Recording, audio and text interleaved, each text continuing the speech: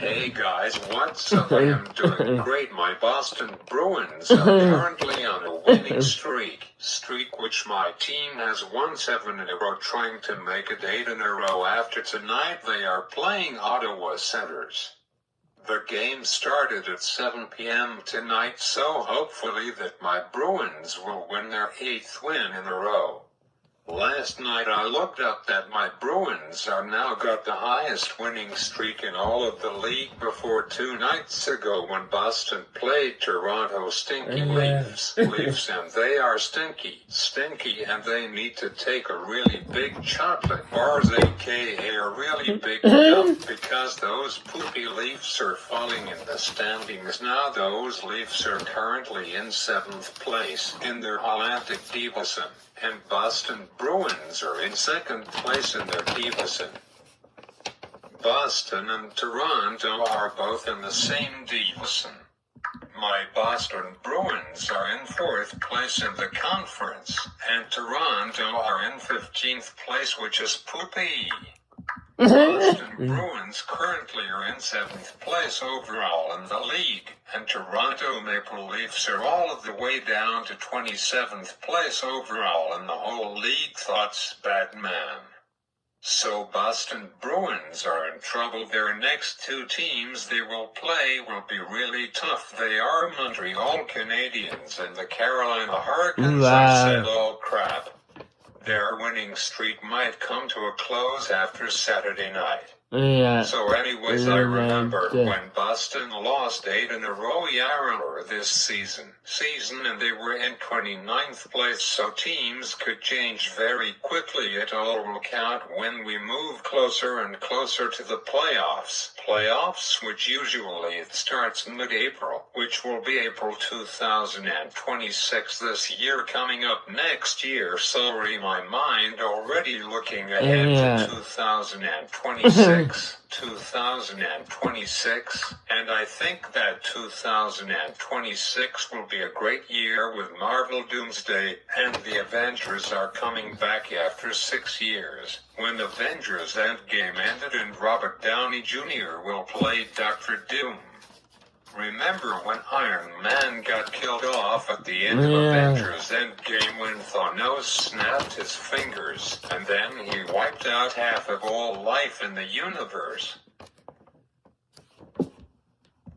Vanished instantly and randomly in an event known as the blip.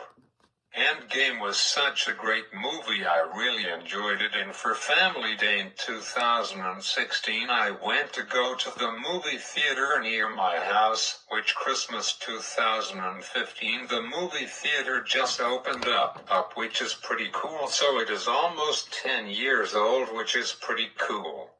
So anyways, Family Day in 2016 I went with my stepdad to go watch the Avengers Infinity War, and it was the first time when I went to a movie theater and it was packed. I am not kidding you, it was sold out, all of the seats were full. So I am pretty excited when Avengers returns in Avengers Doomsday Day, which will be released. Well, I always thought that movie would be released in the summer sometime, but it will not be released until December 18th of next year, which will be a Christmas movie. I am really excited for this movie to come out. I just checked out somewhere else online, and it will be released on May 1st of next year, so which one's the correct release date? Anyways, I am really excited when Doomsday gets released, and the same with Spider-Man Brand New Day, which comes out on July 12th of next year. So anyhow, let's start. This movie will have got everyone in it, even the Fantastic Four and Spider-Man. It will be a banger of a movie. It might even beat the biggest movie of 2026. Last year in 2024, Barbie was the biggest movie of 2024, and then Pop Demon Hunters is now considered the biggest movie of 2025. I wonder how Wicked Actor for Good holds up to Pop Demon Hunters. The biggest movie of 2025 will be released on December 15th. So in my predictions for next year, The Avengers Doomsday will be the biggest movie of 2026 because everyone will be really excited that the Avengers after 7 years has returned. And speaking about Pop Demon Hunters, now this movie is up for a Golden Globe on January 1st, when it will be the 83rd Golden Globe Awards, and it will be hosted for her second year in a row, which she was on Saturday Night Live, their special 1000th episode 5 days ago, and she is Nikki Glazer, which I never even knew her until last weekend. She is actually pretty good, and she is pretty cute. She is 41 years old.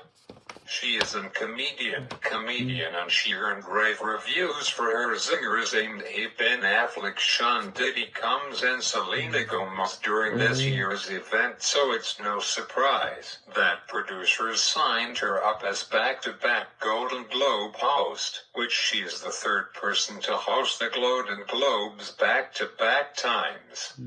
There has never been a triple host, same for 3 years in a row. Glazer follows in the footsteps of iconic Golden Globes hosts such as Ricky Gervais, which I didn't like him as host, Tina Fey, Amy Poehler, and Jimmy Fallon. Here's some of the nominations for the Golden Globes. That will happen in 1 month, and 29 days from now. Usually the nominations for Golden Globes and for the Grammys will come out 2 months before it happens. The Grammy nominations will be revealed on December 1st of this year. Here's the nominations for Best Motion Picture Drama. University, it's a thriller. It is with McKenna Grace, who she starred in Young Sheldon TV show. I wonder if Ian Armstrong will be back in George and Minnie's First Marriage, which that show is currently in its 2nd season. I am pretty sure a new episode airs tonight. Adulthood Steve, wow, there's an actual movie called Steve, no joke, wow, pretty cool. Night Always Comes. Echo Valley. Frank Sinking, which just came out on Netflix. Best Musical Picture, Musical or Comedy. Kiss of the Spider Woman. Snow White. Smuffs. Pop Demon Hunters. Best Motion Picture Animated. The Toots Smurfs, The Bad Guys 2, Dogman, The King of Kings, Plankton the Movie. Pop Demon Hunters. Best Actor in a Motion Picture Drama. Noah Weil in A Woman in the Dark. Adrian Brody in The Brutalist. Daniel Craig in Queer. Sebastian Stan in Minecraft Movie. Jack Black in Minecraft Movie. Best Actress in a Motion Picture Drama. Fernanda Torres in I Am Still Here. Angelina Jolie in Maria. Tilda Swinton in The Woman Next Door. Best Motion Picture Sports. Brad Pitt in F1 the Movie. Best Actress and Actors in an Animated Movie. Pete Davidson in Dogman. He played the evil cat. Arden Cho in Pop Demon Hunters. AJ in Pop Demon Hunters. Ken Jeong in Pop Demon Hunters. Andrew Choi in Pop Demon Hunters. He played Ginny, which is my favorite character in a movie other than Rumi. My favorite line from the movie is when Rumi asks him why does the bird wears a hat, and he said I made it for the tiger but the bird keeps taking it. Lee Byung-hun, which he plays Gui Ma in Pop Demon Hunters. Lately I have been wondering if we might ever make a comeback and return in Pop Demon Hunters 2, because until Huntrix turns the on a moon gold, all of the demons are not destroyed. At the beginning of the movie, Celine, which is Ruma's stepmother. Thoughts? Another question out of lots of questions that are unanswered. I have thought of 12 questions later. Maybe next month I will have got my part 2, which I ran out of time when I did part 1 3 weeks ago about the unanswered questions I have for Pop Demon Hunters 2. I am definitely in an agreement with you guys about that. Zoe and Mira needs to talk about their backstories in KPDH 2. K-Pop Demon Hunters Part 1 talked all about Ruma's backstory and how she was born half demon. My question out of many is what will happen to Rumi when the Yana moon turns gold and all demons are destroyed. I wonder if Rumi beckons fully Hunter, or she will be destroyed with all of the other demons. This movie is kind of like the Bible in a way, because Queen Ma in this movie is like Satan with all of his demon angels, and he needs to survive on souls by humans. That brings me to my 13th question, which is how did Jinu was alive after her soul was taken by a demon before missing person news on the TV came on in the movie when the signing took place? I have to watch this awesome again to understand about that. I am actually planning on watching it after Christmas. Maybe I should hang on. New Year's Eve falls on a Wednesday this year, which maybe I am planning on throwing a New Year's Eve party. Maybe I should do it on the weekend before, because some people are working during the week. I don't know if anyone will work that week from Monday the 29th to Friday, January 2nd. Never mind, I will figure it out. New Year's Eve is a tricky one this year. Switch. I have got a feeling that people gets that Thursday off work because it's New Year's Day. I think that Saturday, December 27th will work for lots of people. So anyhow, it will be lots of fun. I am looking forward to it. I will send invites soon, maybe this week. But oh poopy, I can't print them off because my printer is broken for about 2 years now. I need a new one with Wi-Fi support in it. Anyhow, so I'm speaking about Pop Demon Hunters. I told the whole world false information for the date for Pop Demon Hunters Part 2 will be released, and it will be released on June 16th of 2029, not June 17th of 2028. So now there is the true release date, and it is quite a while away. People will move on and forgot about what the heck is Pop Demon Hunters and what happens. But it has been almost 5 months and it's staying strong. Wow. And Huntrix are planning to tie up the record for the longest song most weeks on Billboard Hot 100 with 18 weeks, which back in 2018 Old Town Road by Lil Nas with Billy Ray.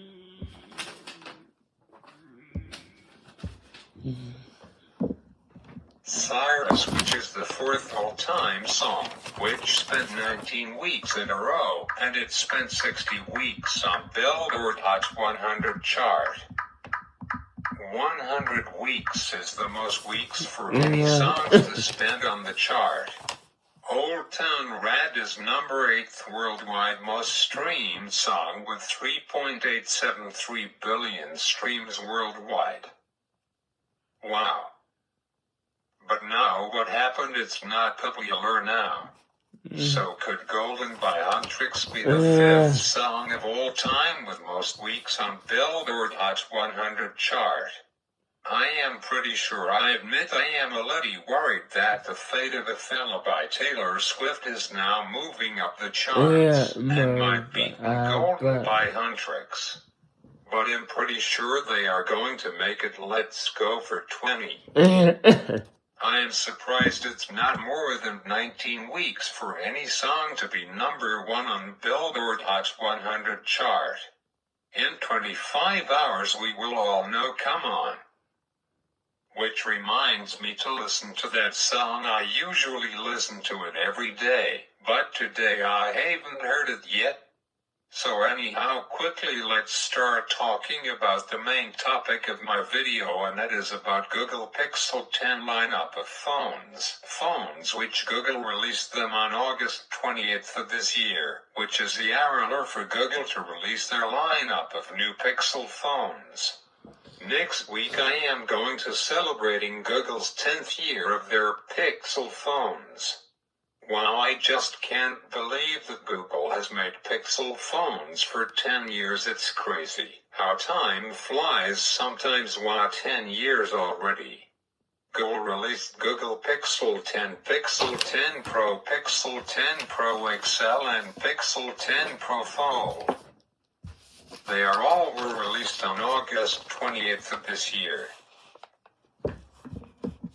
I noticed after the fact that when I screenshotted for the Pixel 10 Pro Fold phone, I noticed that my iPad Pro got a notification while I was screenshotting it.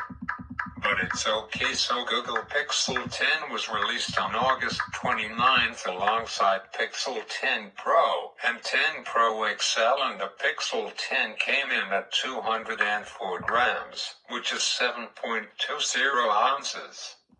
Pixel 10 Pro came in at 207 grams, which is 7.30 ounces, and Pixel 1 inverted exclamation mark Pro XL came in at the heaviest at 233 grams, which is 8.19 ounces, which is an ounce bigger than Google Pixel 10. The Pixel 10 has got an OLED display with 120 Hz refresh rate with HDR10, plus with up to 3000 nits of peak brightness, which is really awesome. While the Pixel 10 Pro and Pixel 10 Pro XL comes with.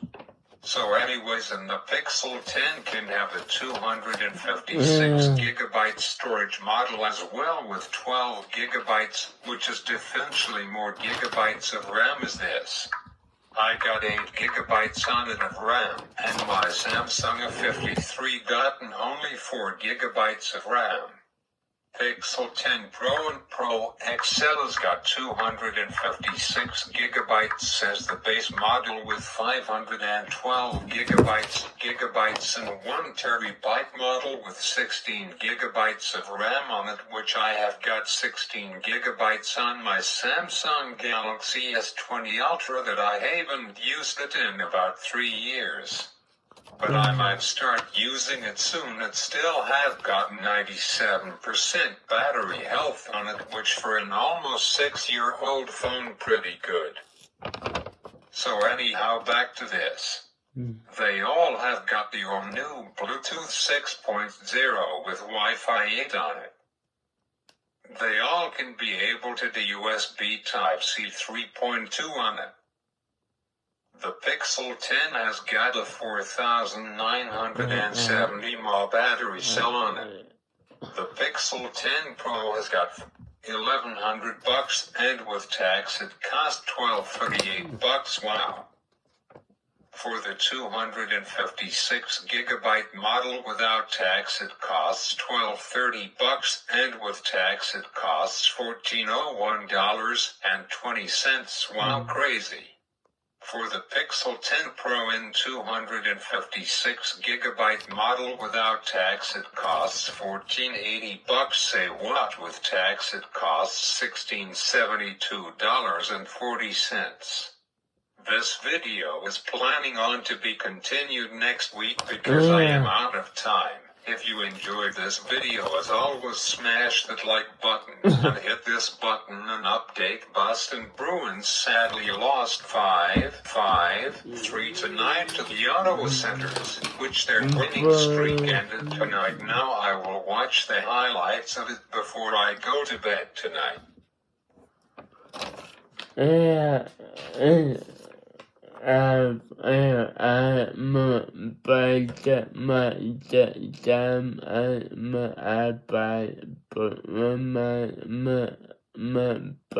I'm